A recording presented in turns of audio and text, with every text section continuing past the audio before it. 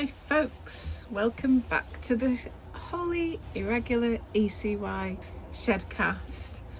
I don't know which episode this is because I haven't checked, but it's been a little while since I last did one, hasn't it?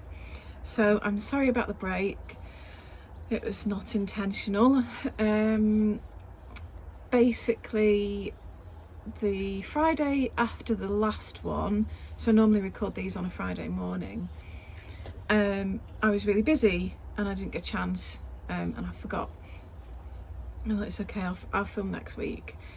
But then something happened on the Monday, and that was me for the next 4 weeks or so, and I was just really not in a good headspace for recording. I'm sure you'll know what happened. So I had a nasty fall, basically. I'd been out trail running on the bank holiday Monday with a friend. We did about 15 miles on the trails. It was fantastic. It was quite eventful, including helping a farmer tip a sheep over.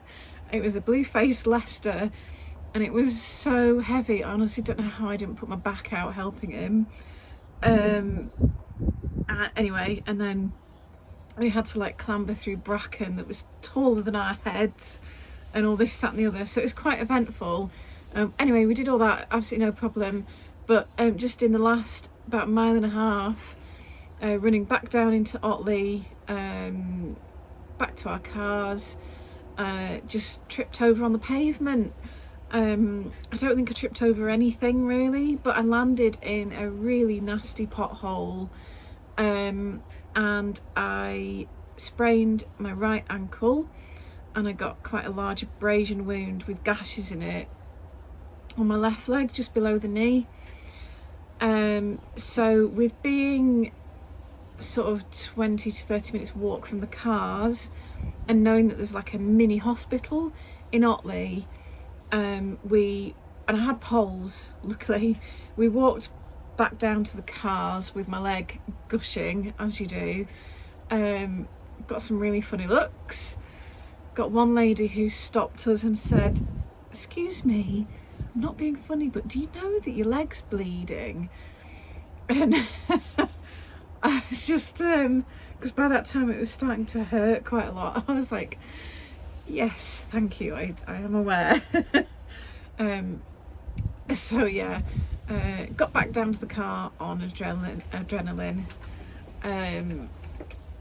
drove myself to this little hospital, and if you've ever driven through Otley, you will know how bad the traffic is. It was horrendous, so that was very unpleasant. Got to the hospital, had a right palaver. Adrenaline was starting to wear off by that point, so the ticket machines wouldn't work. Oh my god, apparently they're notorious for it, but anyway, they wouldn't work. I had change. It was saying about downloading an app, but my phone battery was nearly dead, and I was in a state by this point and not really with it enough to be faffing about on an app. But luckily the parking attendant came over. I asked him for help. He clearly saw my state of distress and just waved me in and just said, "Which car is it? Right, okay, just go in. I can see that you're trying to pay. You need to get in the hospital." Got in the hospital. Reception desk closed. Had not a soul to be seen. Was kind of wandering, leg dripping. Eventually found the what's it called, minor injuries unit, and made my way in there. Got told off for dripping blood all over the floor. So I was on my own, and at this point I should have taken some food and water in, but I stupidly thought surely I won't be more than an hour. So I had nothing with me. I was in my sweaty running gear, completely on my own. I was really, really shaken as well by that point, because obviously my ankle was killing me, my leg was killing me, and it was still gushing. So kindly got told off for dripping blood on the floor. Had a 3.5 hour wait during which, of course, my phone battery was long since dead. So I couldn't let Dave know what was going on. He knew that I'd gone to hospital, but that was it. And I had the car, so he couldn't come over or anything. I was literally the last one in the waiting room to be seen. So, and more people came in and then also got seen. So sitting there was honestly, I think, one of the most soul destroying times of my whole life, if I'm honest.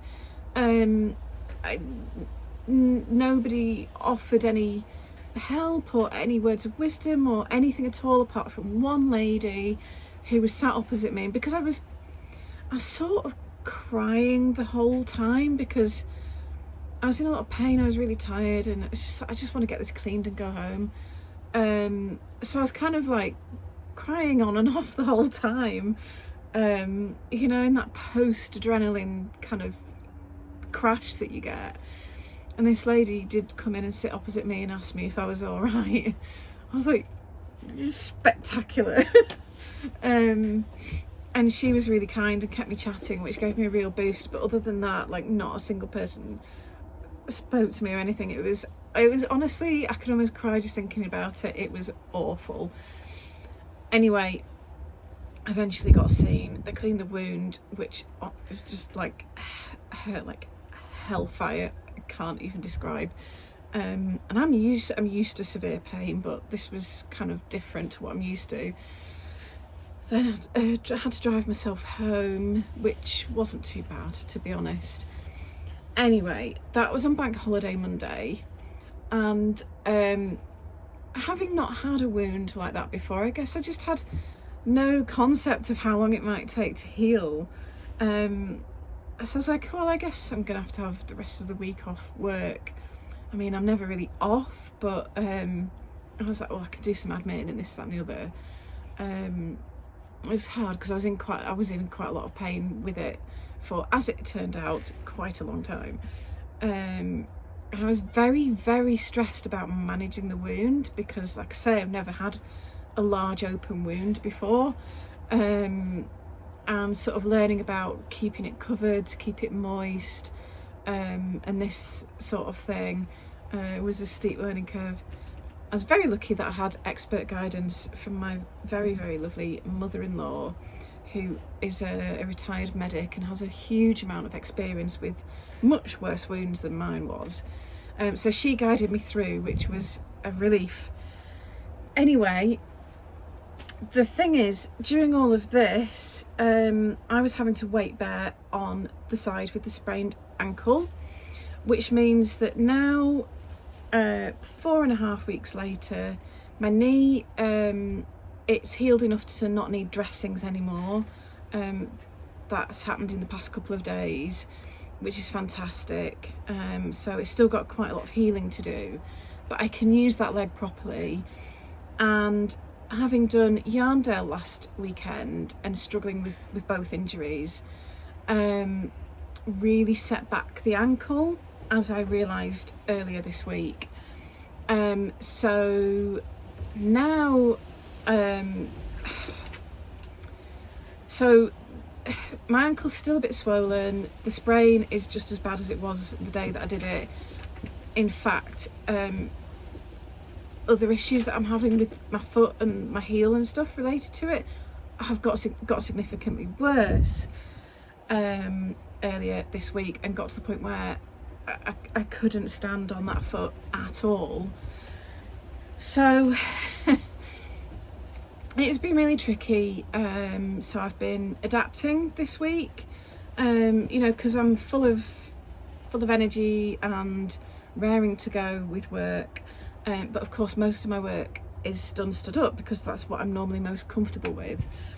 So yeah, I've been adapting and trying to do as much as I can sat down. I have a little wheelie stool in the dye shed, which is fantastic because I've set it to the height that my knee is at, and it means that I can kneel on it with that leg and keep the weight off my foot. And obviously I'm going to have to get a physio appointment when I can, and this, that and the other, but currently I can't also can't dog walk, which is really, really crap. I was really looking forward to that. So, and it means that Dave is, it puts a lot on him. It means that he's solely responsible for dog walking, which is, it's not really fair, is it? Anyway, so that's the really long story about my injuries. And that's why I just haven't been in a good headspace to come and do a Shedcast. And I really wanted to do one last Friday when we were getting ready for Yarndale and kind of setting up for Yarndale. I think that would have been really fun to do. But because I was still struggling with both injuries, I just couldn't. I was just like, it was hard enough getting through Yarndale with 2 painful limbs. So I'm afraid that didn't happen, but hopefully next time I'll video some of the setup and before and after and all that kind of thing, because it's very cool. Anyway, so that's the backstory from the last few weeks. During my time off, wasn't, like I say, I'm always switched on. As you might already know, I did a lot of crochet because I'd had this thought in my head to do this for ages, so it was a good opportunity to do that. So I started with this one, and this is my, what we've ended up naming, Cloud Cowl pattern, purely because this is as fluffy as a cloud, and we kept just referring to it as like the cloud cowl. And it stuck. So yeah, so I crocheted this one first in 1 skein of Lowther lace, which I'd had in stash. Lowther lace is our fluffy baby alpaca and silk lace weight. And yeah, it's really, really fluffy. We got it really so that people who want a fluffy yarn but can't wear mohair would have an option. To be honest, I think this does work up well held double with other yarns, but I, to be honest, still think that the mohair is the better one for holding double with other yarns, but this one I think is the better one for using on its own or held double with itself. Two strands of this makes a really nice fabric. So yeah, I crocheted this up really, really quickly, and this is the 1 skein version. Lowther lace comes in 50-gram skeins. So then, of course, I had to try a 2 skein version, and I wanted it double the circumference really, so that it would loop twice around my neck. And so I made this one. Sorry about the wobbling, by the way, it's very, very windy. I've got the door open, and my phone's kind of quite precariously balanced near the door, so hopefully it won't fall off. Anyway, this is the 2 loop one. I've still got tags on these from Yarndale, and I'll just show you. So it's quite a drapey one, so you do get the warmth and you get the snuggle. And under a coat it sits nicely, kind of like this, you know, you can zip up and snuggle into it. And I also made it stripy, because why wouldn't you? So that is, actually it's that way up technically, flowering currant and apricot tulip, I think it was. Oh no, dahlia, sorry. Yeah, dahlia for the colours in that one. So this is my kind of summer colours 2 skein version. But then of course I also had to experiment, didn't I? And make a 3 skein version, because I thought, what if I want one that's a double loop like that, but is wider? And so I made the 3 skein version, which is this one. So this loops around twice. This doesn't have a tag on because I wore it all weekend at Yarndale. It loops around twice. Ooh. But it's just that bit more smushy. There's just a bit more to it. that's going to be, this is going to be amazing over winter. Honestly, I love it, I love it, I love it. You could also kind of drape it as a shawl, and actually, because of the width of it, you can drape it over your shoulders quite nicely. I'm not doing a very good job of it, but you get the idea there. And if you're really clever, you can turn it into a shrug. See if I can do this. So if you do that, and then do that, and then you can sort of straighten it out around your shoulders. It goes quite far down my back. Oh, I can't reach. If I get it straight. Okay, I'm not doing a very good job of it, am I? Sorry. But you can get the idea. That's lovely and warm on my shoulders, and it won't go anywhere. So it's quite nifty to climb out of it. So yeah, that's the 3 skein version. And these colours, well, these colours are meant to be ink, thunder and dusk. However, the ink came out a bit light, and I didn't actually realise until I dyed another dye lot of it, which came out as dark as it's meant to be, and then thought, hang on a minute, that's also ink and that's not very dark. So I don't know what I did wrong. Maybe I used like half the amount of dye I was meant to.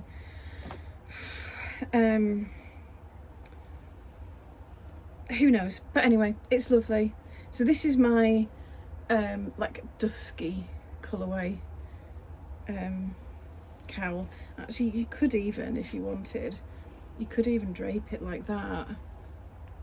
Oh, if it's really freezing, you can loop it through itself. What we're doing? There we go. Look, zip that up under a jacket. Oh, no snow's getting down there, is it? With this, oh, that's lovely. It's a bit warm for it today. So yeah, so those are the fluffy versions. However, I then had another thought. This is how it goes, you see. What if I made a version in yarnlings? Well, that's what if.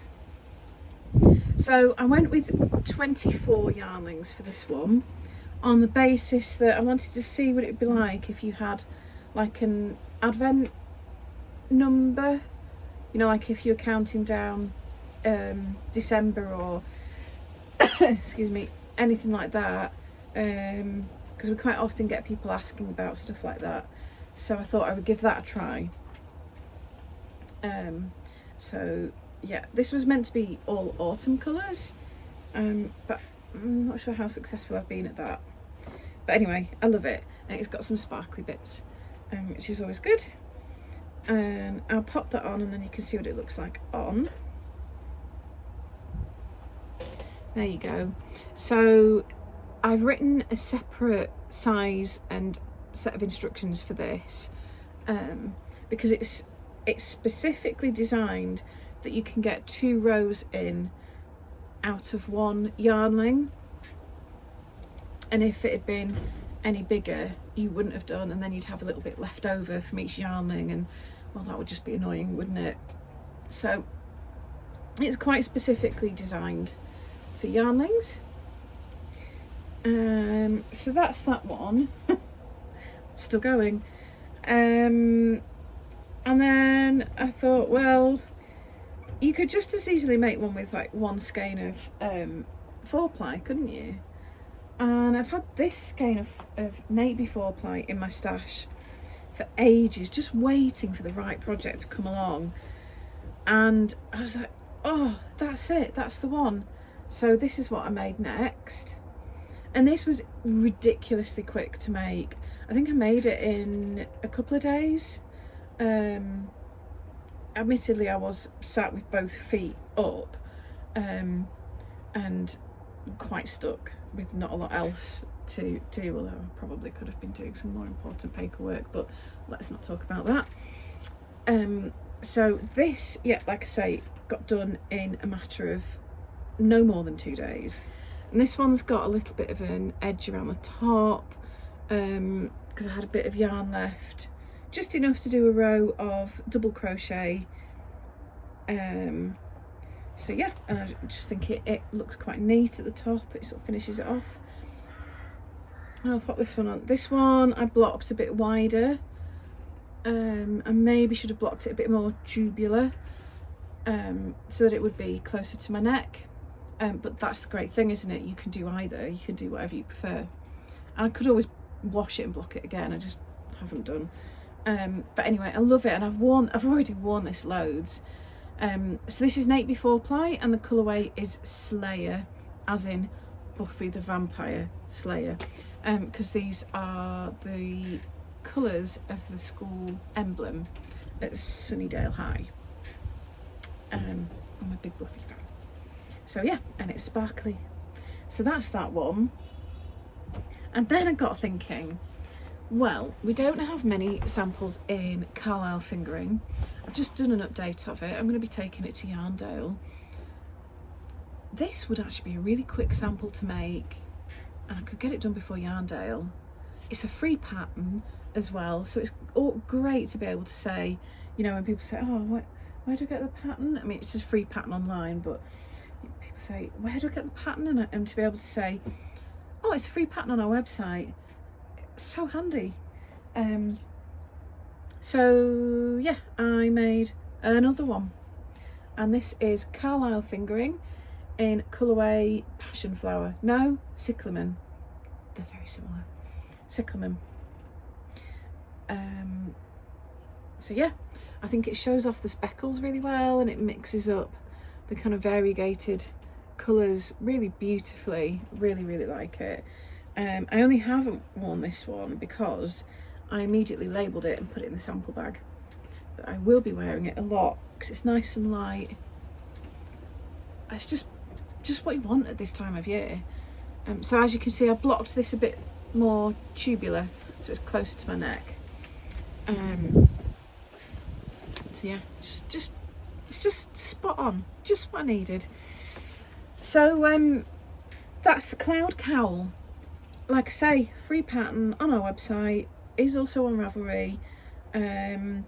If you want to do the 1 skein 4-ply version, well, you could use the small fluffy size instructions, or the yarning size instructions, but don't do stripes. But yeah, it's super easy to do. It's basically just granny stripes. And I know that a lot of people won't need a pattern for something like that, but I did because I didn't know how many stitches to do in my foundation chain. And you know, if you don't know, you don't know. It's all very well if you're experienced and this stuff, you can do this stuff off the top of your head, but a lot of people can't, and you know, you need something to get you started. So yes, it is very, very simple and basic in relation to lots of other stuff, but I still thought it was worth writing up. Still took quite a bit of production time, to be fair, as well, and that's why it's a free pattern, because it's just something simple, and you could use it as a blueprint to then go off and, you know, make it your own as well. So yeah, Cloud Cowl. I mean, obviously I would love it if you would buy the yarn for this project, 1, 2 or 3 skeins of Lowther lace, or a set of yarnlings. You could do 20 or 24 or even half that, or a skein of 4-ply fingering weight, because obviously it's the yarn sales that fund things like being able to produce free patterns for us, but you don't have to. So yeah, that's the Cloud Cowl, and that's basically what I was doing whilst I was really, really stuck with my legs. So before I was off, oh god, there's a lot. Before I was off, I had put together an update of Brim and Bio fingering, which is it's slightly thinner than 4-ply. That's not quite focused on it. There you go, that should have adjusted the focus. So this colourway is Algae. Hope you can see that. And as you hopefully saw then, I'll just make sure that's be focused. There we go. It's 100 grams as usual, but it's 430 meters, so it's just slightly thinner than a standard 4-ply. But I use this yarn amongst other yarns for my twists and turns mystery knit along this time last year, to test how it would play with other yarns, and it was fine. It was absolutely fine. Like, you can tell it's slightly thinner, but it's fine, it's not a problem. So yeah, you could use this interchangeably with proper 4-ply, really. And it's got biodegradable nylon. That's the real selling point of this yarn. And so yeah, fantastic stuff. There's lots more about it on our blog. If you go into the blog and go to yarn specific blog posts index, you'll see it if you go on there. There's a big table, and in the table there's all the different types of yarn, and where we've done them, because it's a big project, there's an introduction post for each yarn, and then a gallery post of projects and patterns for each yarn. So the introduction post about this has got more details about the biodegradable nylon, and there's like swatches and this, that and the other, and there's tester projects and stuff like that. So I didn't quite get this update done before I injured myself, which means that I finally got it done and photographed this week. So I did this one first because it had been waiting quite a long time. So that's all on the website now. And there are like yarn packs of all different quantities and things like that. The next one that I did, which again I think I started before my injuries, and then did I try and get it finished? I think I got it finished last week. I can't remember. Anyway, it's all done now, and so this is the next thing that I photographed. This is Brimham 4-ply. So this is a standard 4-ply weight. Many of you know it and will have used it, I think, by now, because it's very, very popular. And again, so it's superwash superfine merino, same as the Brimham Bio, but this one has got normal nylon in. So that's them side by side. You can see that the Brimham Bio's got a bit of texture to it, whereas this is smooth. This is colourway Spellbound, by the way, which is always popular. It was meant to be a seasonal special, but I've ended up doing it all year round because I love spooky things all year round. So that's Brimham Bio. No, Brimham 4-ply. That's all on the website now as well. The next one was, there's a lot, I'm warning you. The next one was Brimham DK. We've been promising some DK updates for months, but obviously over the summer it made sense to stock up on the lace weight and 4-ply. So we are getting on with the double knit now. So this is Brimham double knit, just the same as its 4-ply counterpart. It's superwash extra fine merino and nylon. When I say super fine or extra fine, I usually say extra fine. What that means is that the merino that's used in it, it's fine, like it's not thin fine, but posh fine, soft, that's the one, soft and good quality. So that's why it's super fine or extra fine merino rather than just merino. One that we do have, which is just merino, is Tempo 4-ply. That's our tough sock yarn. Because the merino is not as fine, it doesn't have extra fine in the name, and it does make the yarn that bit tougher. So yeah, that's the difference. Anyway, that's Brimham DK. What else did we do? We did Bowland 4-ply, which is Blueface Leicester, Superwash Blueface Leicester. This isn't quite the colour I'm wearing, but it's very similar. This is Boland 4-ply. This pattern, by the way, is Tiny Shoots by Kate Heppel. So yeah, just a nice lightweight 4-ply tee. It's done at quite a loose gauge, you can't tell really, but it's done at quite a loose gauge. So it's not done on like really thin needles or anything, really small needles. Anyway, Boland 4-ply. Which is always popular. We also did Boland DK, its slightly thicker counterpart. So these are the Boland yarns, are our most woolly and sheepy yarns. That they smell really good. Like they smell a little bit sheepy, not super sheepy, but just enough to smell really good. So yeah, there's both of those two, and then finally, sort of, there's also Pendle Aran, which is 100% superwash extra fine merino.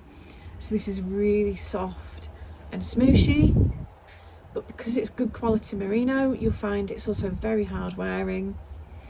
I have a jumper in this which often goes on Instagram in colder weather, called September Morn by Thea Coleman, and I made that jumper in, it was either 2011 or possibly 2012, and here we are in 2023 and I will be wearing it this winter as always. It's got the tiniest amount of pilling under the arms where you'd expect it, but other than that I genuinely think it still looks new. So I really rate this yarn. So that's Pendle Aran, and this I've done in sweater quantities, which is 10 skeins of each. I think I've spoken about this before. At the moment it's quite hard doing sweater quantities because it means buying in such a lot of stock and then trying to decide which colours might sell well and guess what people are going to want. And I've never managed to actually really successfully suss it out. So that brings me really nicely into my next item on the list, which is, we're very excited about this, we are going to be doing yarn dyed to order. There are some listings for it on the website already. If you're having a look around, you may spot them. And we're gradually adding more and more. So what that means is, if, say, there's this Brimham DK in clay, say there are 3 skeins left on the website, well obviously that's not enough for a sweater for most of us, unless you're going to mix it with something else or make one that's really cropped, or you know. So it means you could go onto the Brimham DK dyed to order listing. You can choose clay from the drop down box, which is a list of the colours that we can do, and put in the number of skeins that you want, and you can buy them and we will dye them for you especially. So I think that's really exciting, because one of my unique selling points, I think, looking back, was that I was always really proud to do sweater quantities. You know, and I started doing them at a time when no one else was doing that. No other hand dyers were doing batches of 10. And there's a good reason for that. You know, it's quite an investment and it's quite a risk, realistically. But we were doing them and it was going well, and I really, like I say, I was proud of the fact that we did that. But in recent years I just haven't been able to afford to buy that much yarn. So and kind of realizing that more and more people are saying, oh, I really like this, but you don't have enough. Well, I know that is the problem, and it's really tricky, because then you think, okay, well maybe I could risk it, and you do it, and then like it doesn't sell, maybe. Or like the colour that you didn't do much of is the one that everyone wants, and the colour that you did do loads of, no one wants. It's just, yeah. So so I think, yeah, I was mulling this over and decided that the best compromise and the best way to allow you to order sweater quantities, surely, is to do it dyed to order.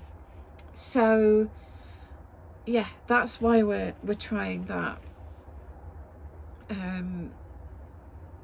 So yeah, I hope that that's really, really helpful, and I hope that some of you will take us up on it. I hope it works out well. It's a bit risky because I'm kind of slightly worried about getting returns, which obviously, due to distance selling regs, we have to accept returns. So I think the law is that you have to accept returns within 14 days. Our returns window is actually 30 days. So yeah, I just hope that, I basically hope that what I send out dyed to order will match customers' expectations. Obviously we do our best to manage expectations, but yeah, it's something that, you know, is kind of always on my mind. So that's the risk factor involved with that. But yeah, sweater quantities dyed to order. I think that's really exciting. Think of all the kind of like chunky and Aran and stuff like that you'll be able to choose whenever you want it, as long as we've got the yarn in stock. You'll be able to have it whenever you want it, so you can spend as long as you want browsing patterns and deciding what to make, and then order the yarn and have it made for you. So, oh sorry, it's really just got really bright. So yeah, hopefully you will find that really useful. I think that's basically all. I really need to wrap this up because it's going on for 40 minutes and it will take forever to upload if I don't stop soon. So I guess I'll just tell you the next thing that's coming up, which is nearly done, is Titus fingering weight. Ta-da! Which I just happen to have here. This colourway is Flowering Current. Isn't it gorgeous? Look at this shine on it. That's the silk. This is the Superwash Extra Fine Merino and Silk singles. Don't be put off by the fact that it's singles. All of the singles yarns that we have are tested for durability, and because they are good quality merino and silk and they are spun to a really high standard, they won't, what can I say, fall apart like some others might do. I have experience of that myself, so I do know what it's like. But yeah, the ones that we stock, I wouldn't have them if I didn't believe in them and think that they're really good and long-lasting quality. You know, I won't sell crap, because with how much this stuff costs, it costs us and it costs you. I'm only going to get stuff that is going to be worth that and will last a long time and be a pleasure to work with and a pleasure to wear. So yeah, shall I show you this? That's twig. It probably looks a bit light in the sunshine, but it's so shiny and lovely. So yeah, that, oh no, I need to show you hedgerow. Again, the sun's a bit bright in here now. It's this is like really sludgy. I don't know whether it's green. Oh, it is. It's green. It's green or brown or somewhere in between. So yeah, that looks gorgeous in the sunlight. So that's coming up. I'm currently dyeing, as we speak, a top up of Keld Aran, and that is in sweater quantities, 10 of each, in some darker colours because we've got lots of pastel colours in stock, and I thought it'd be nice to offset them with a selection of dark colours. So Keld Aran, what else have I got coming up? Oh, and then next on the cards is Keld Twist, which is the merino linen like the others, but it's applied 4-ply weight thickness yarn, so it's got a bit of a different structure to it. That's coming up.